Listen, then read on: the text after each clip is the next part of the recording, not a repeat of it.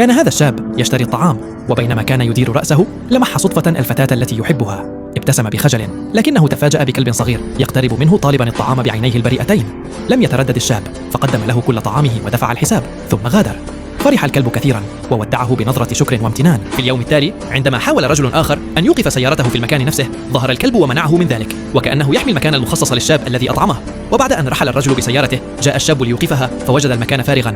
بعدها بدأت حمامة تقف على سيارة مجاورة وتلقي فضلاتها، فطاردها الكلب حتى أبعدها عن المكان كي تبقى السيارة نظيفة. وعندما عاد الشاب ورأى سيارته لامعة ونظيفة تعجب كثيرا، ولم يكن يعلم أن الكلب هو من كان يعتني بها طوال الوقت. ثم ظهر كلب غريب وحاول التبول على السيارة، فطارده الكلب الوفي وأحضر أنبوب ماء وبدأ يغسل السيارة بنفسه.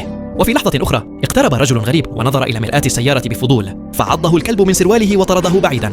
وفي المساء عندما عاد الشاب إلى سيارته، قفز الكلب وأخذ محفظته وهرب، وكأنه يدعوه ليتبعه. سأكمل لك القصة، لكن أولا إذا كنت تعتقد أن هذا الأرنب الصغير لطيف، اضغط على زر الإعجاب والاشتراك. انظر إلى هذا القط المسكين، معاق متعب ويائس، لا أحد يهتم به حتى.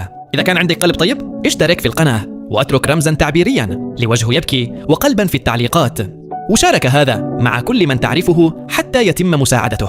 أما إذا تجاهلت الأمر فربما قلبك ليس فيه الرحمة.